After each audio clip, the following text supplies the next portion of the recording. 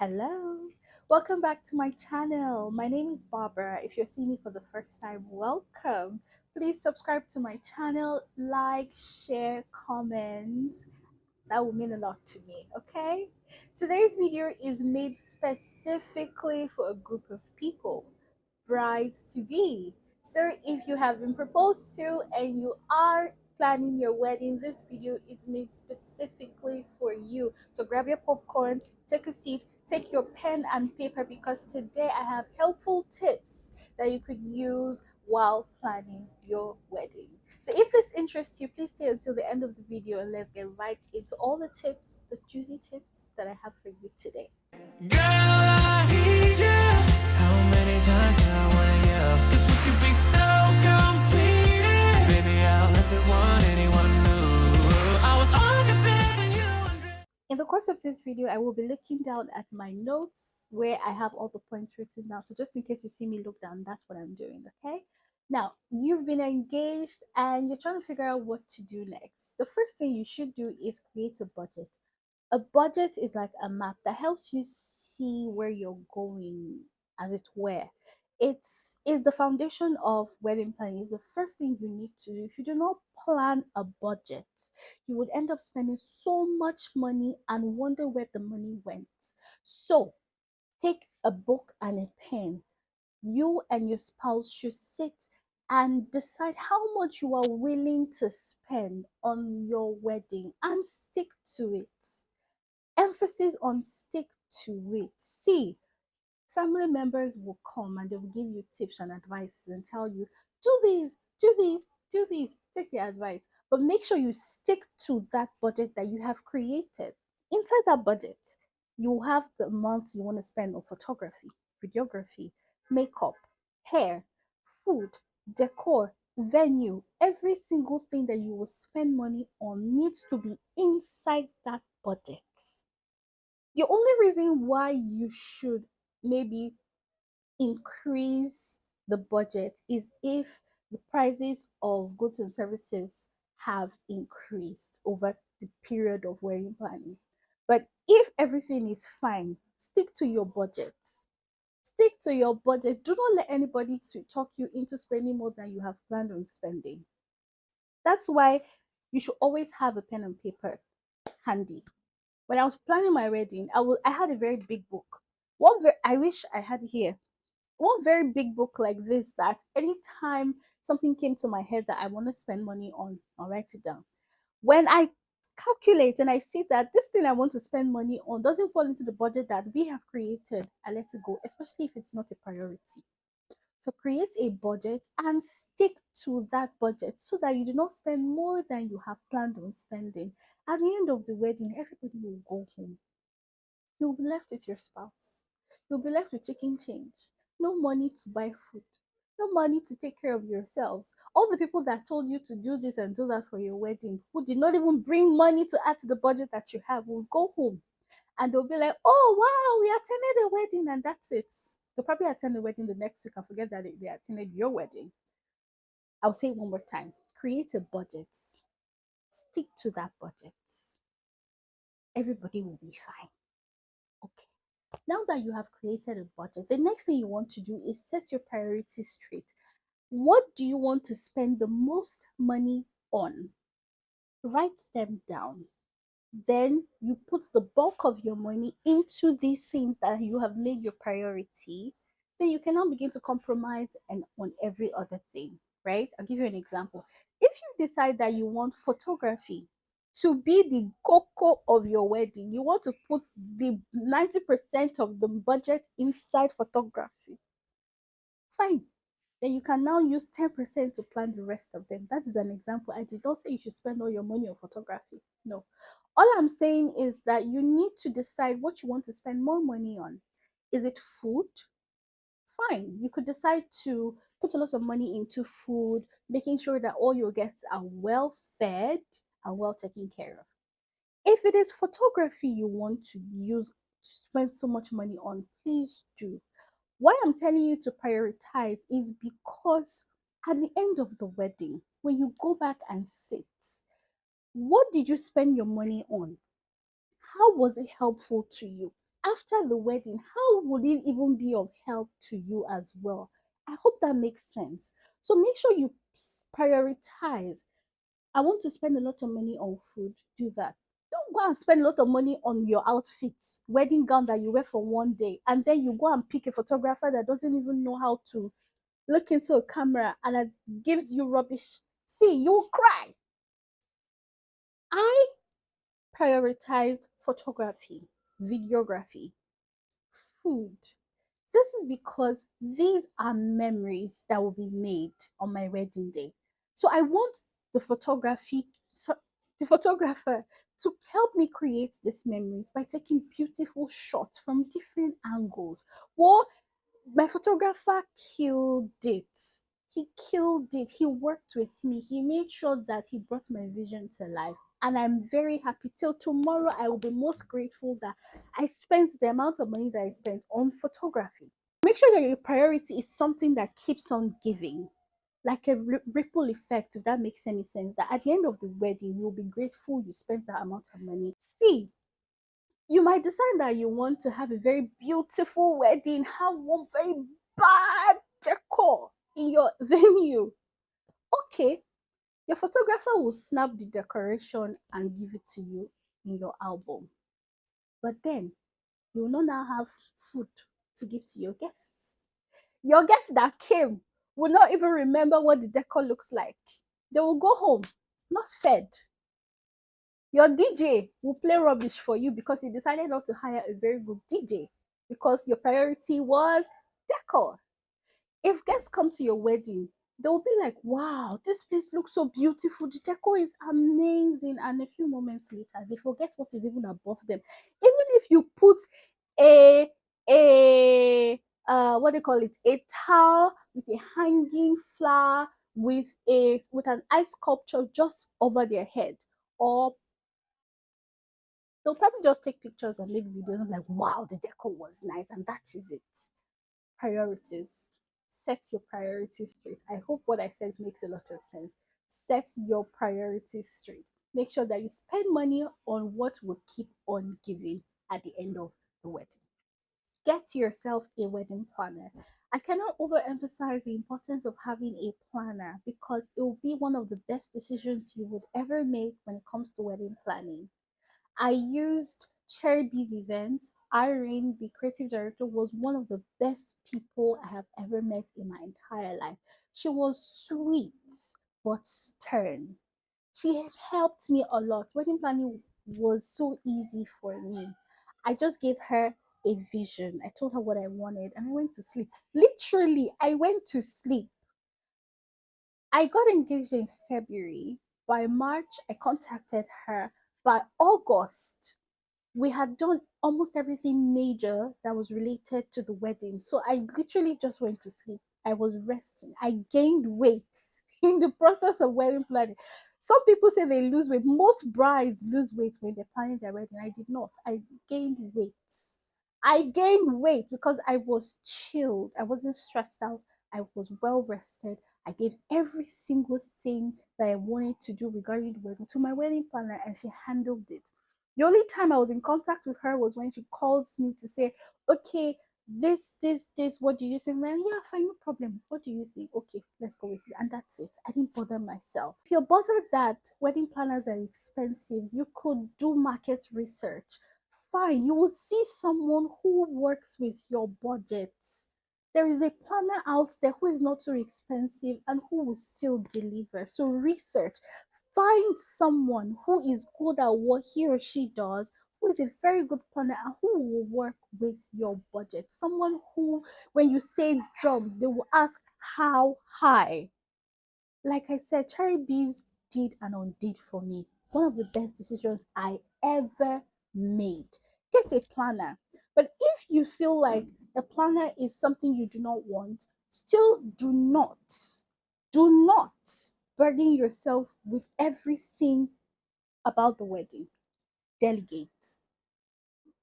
You could decide that, okay, I do not want a planner, but then give out responsibilities to people. Give it to your friends who are willing, not people who are reluctant. Give it to your friends who are willing to help. family members who are willing to help. Tell them, you do this, you do this, you do this. Be in charge of food. You be in charge of drinks. You be in charge of decor. You follow me to the market for us to go shopping for wedding items and outfits. That will help to relieve you of any wedding planning stress. Another thing you need to do is create a timeline. After getting engaged, you need to figure out a timeline of events and how they will take place. So, from engagement, what's next? Skincare, very important as a bride. Don't go and book spa session a week to the wedding and expect to be glowing. I expect to be called Gloria. That's a huge lie. No. Skincare is very, very important. As you are getting engaged, be booking spa session immediately.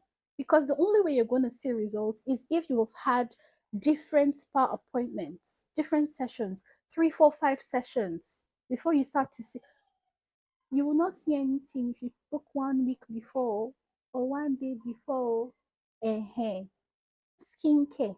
Go and look for skincare products that suit your skin type. If you have oily, acne prone skin, start now that you are engaged. Start now that you are watching this video. As you're watching this video now, just pause.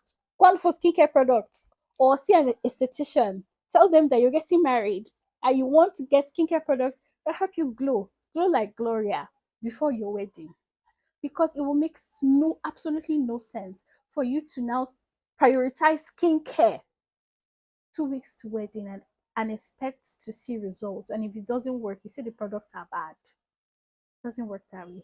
My point is, make sure that you prioritize these things. Pamper yourself. Massage, skincare, even your hair. If you know that you have dry scalp, now is the time for you to start working and treating your hair, because it is not a day before, a week before, even a month before. Some people are not fortunate enough to start to see results a month before. So start early to take care of your body, your hair, your face, your skin as a whole. Okay? So that on the wedding day, when makeup artist touches your face, she will be like, wow, your skin is glowing. It will be easy for her to do what she has to do to your face, because some makeup artists find it difficult to make certain people, or because of the type of skin they have. So don't be like that. Oh, be a good girl and prioritize skincare now. Still inside that timeline, we have figured out skincare. Okay? Next thing you want to do is to figure out venue. Venue. See, let me sit down well for this. If you decide to use a certain event center, let's say you're getting married, this is September. Let's say you're getting married in December. It's still too close. Let's push it. Let's say you're getting married in April next year. Yeah? And we're in September, and then you're like, I want to use the Radisson Blue, or I want to use that garden. I want to use this place, and you are chilling. You are waiting to make payments in February, or you're waiting to make payments in March, and your wedding is in April. The Lulu, is that you? You are the Lulu. You're not serious. You need to make payments as soon as possible. If you have figured out a venue you want to use, do your research. Make sure that that venue is well air conditioned. Make sure that that venue can take the number of guests you have in mind. If you have 450 guests in mind and that hall is looking like it can only take 100 people, run. What did I say? Run. Run for your life. Go and look for another option. Which is why when it comes to wedding bookings, you need to have plan A, plan B, plan C, plan D, so that you can weigh your options and decide which one you want to work with and which one falls into the category of well conditioned, can take my wedding guests. Do you understand?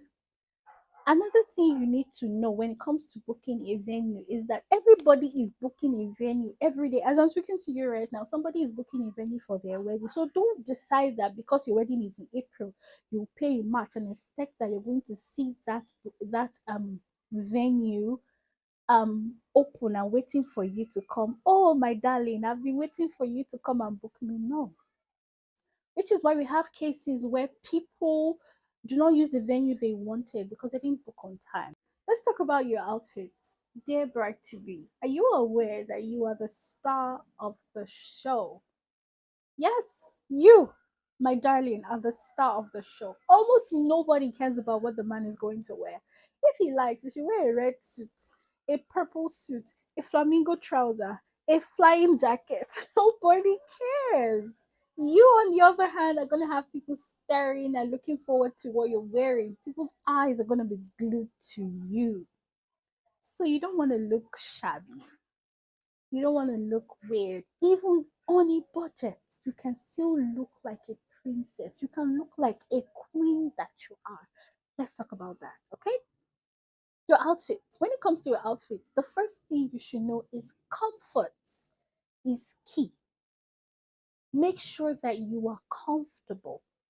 So pick an outfit that will make you very comfortable, but still looking beautiful and wonderful. I know, I know. You want to look like a princess. You want to wear a Cinderella dress. Of course, you could do that, but still be very comfortable. I use myself as an example. My wedding dress was so big that when I was getting dressed, almost three people were under my dress trying to make the net stretch out. Three people were under my dress and we couldn't find them. If nobody told you, you wouldn't know that three people were there. It was so big, but I was comfortable. You know why? I wore sneakers. Yes, because there was no way I could wear such a big, heavy dress and still wear heels to dance. Makawai. Makawai. There was absolutely no way that could work. I prioritize comforts. Okay. So make sure that you're putting on something that you'll be comfortable in, comfortable enough to dance and move around in.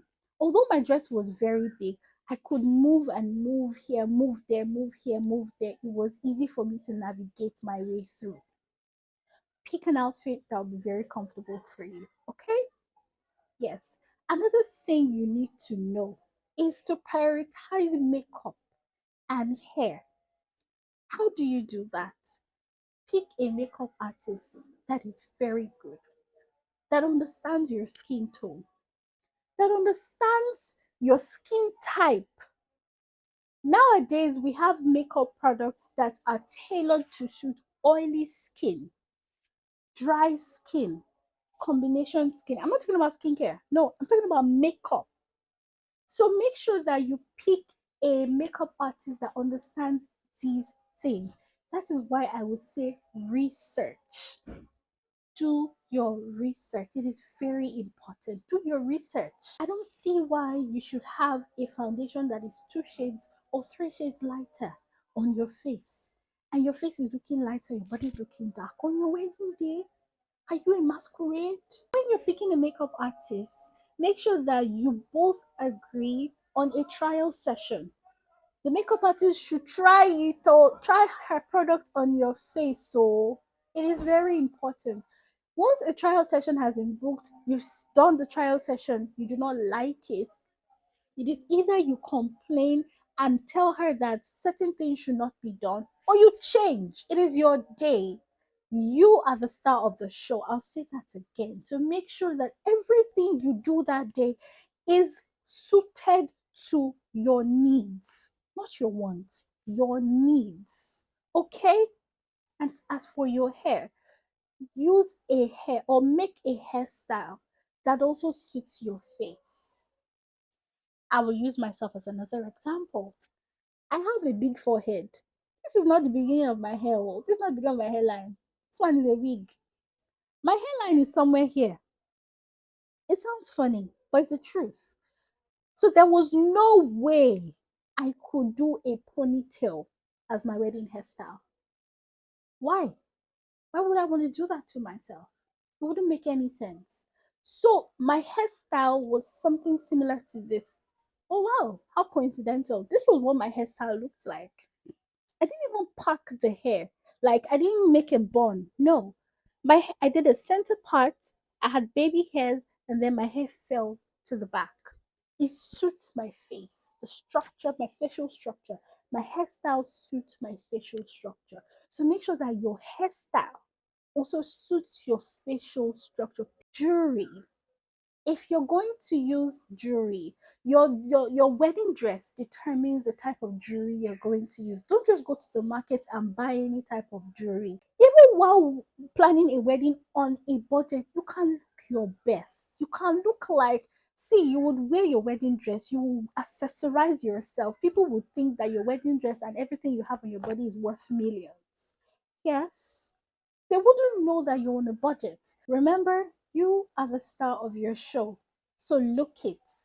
You might decide that, oh, I want to look like a princess. I've always dreamed of looking a certain way. You could bring that dream to reality, but still be realistic. A very helpful tip I have for you is to do research. Yes, do research on the vendors you want to work with.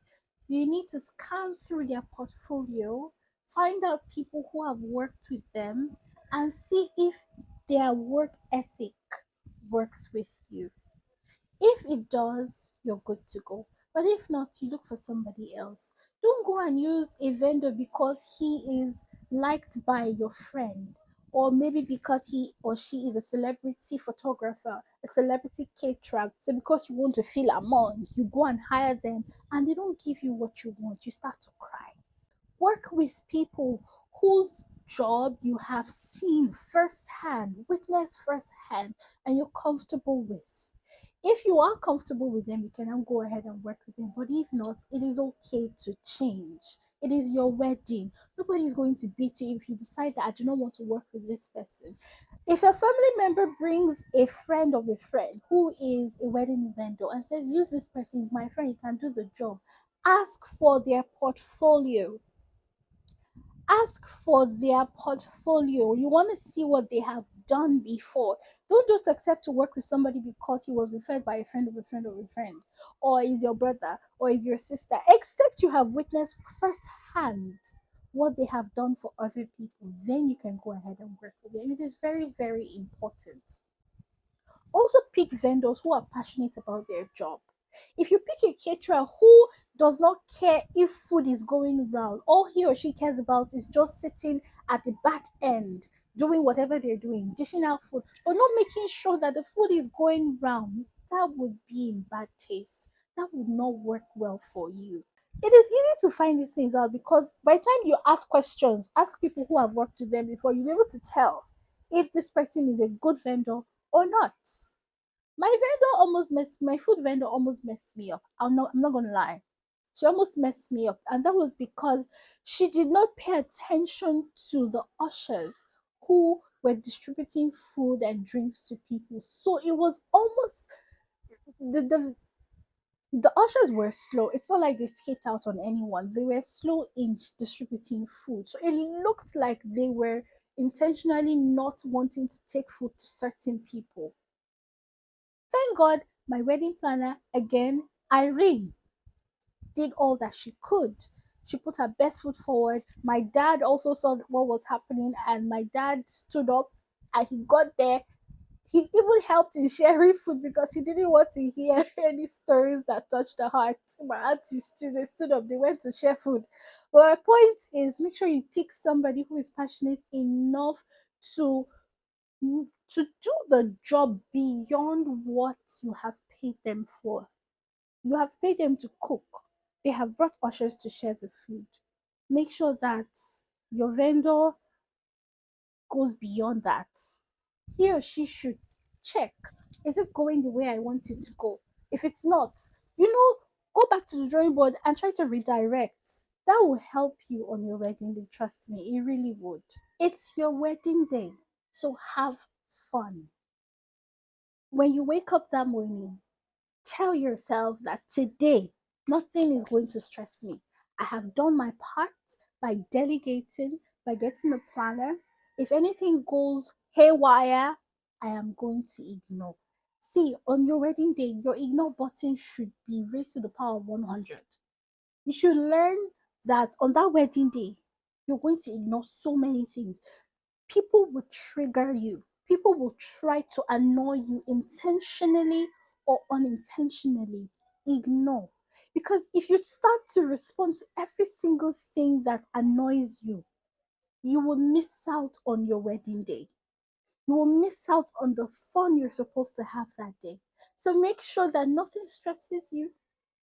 Today, today is the day that I'm going to have the most fun in my entire life. That's what you should say to yourself, because it's a once in a lifetime thing. Except you want to get married again. Uh-huh. If you don't want to get married again, make sure that you will have so much fun and you do not go home with regrets. You dance till your feet hurt. That is how it should be. Yes. So that when you're watching your wedding video, you'll be like, I didn't realize I had this much fun. You will be happy with yourself. You will be entertained. Entertain yourself, honey. No one is going to do that for you. You are in charge of your happiness on your wedding day. There were many things that were going to mess me up on my wedding day, but see, I told myself, not today, Satan. Not today. I had fun. And when I watch my videos, I'm like, oh, girl, you can dance. I had so much fun. Have fun. In the process of wedding planning, try as much as you can to de stress. If you notice that you're getting stressed out, de stress. Take a break. Take a break. Do yoga to help you de stress, to calm you down. Yoga helps a lot in calming your nerves, helping you to just relax and be in the moment. Take walks, listen to music, do things that make you happy.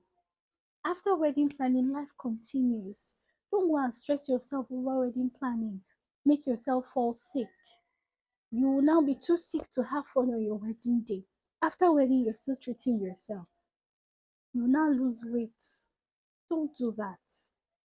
De-stress. Stress management is very important when it comes to wedding planning. Okay? Then you see those family members who have the most to say, who have the most advice to give. Take the advice. Yes, take it. Don't be disrespectful. Take the advice. But it's not everything we're gonna take, you know, to our wedding board. It's not everything. We're not gonna do everything we are told. Because it's your wedding. Put yourself first. If someone says, your wedding, do this, do that, do this, okay, thank you so much. Really? People do that? Nice, nice. Weigh your options. Which one works for you? If it doesn't work for you, throw it aside. Do not displease yourself in order to please other people, especially if you are working on a budget. And this applies to wedding guests. My cousin, she's going to be watching this video, but I'm going to say this, that I am so proud of her, because while planning her wedding, she stated that she wanted to have only 100 people at her wedding. 100 people. Family members were insisting that, won't I invite this woman that helped me to wash your body when you were a baby? Won't I invite this one? Won't I invite that one? She stuck to 100 people because that was what she was working with. And sticking with her decision helped her in the long run. So please, if they bring advice and you know that it doesn't work well with your budget and the vision that you have, if it is not realistic, there is no need to do what doesn't favor you. Put yourself first. I'm going to say that one more time. Put yourself first. Like I said earlier, at the end of this wedding, people will go home, back to their lives. People will go back to their lives and will left you and your spouse. Who would help you guys, you know, do checks and balances? If you spend so much money or you go and take loan just because you want to please who? Don't do that.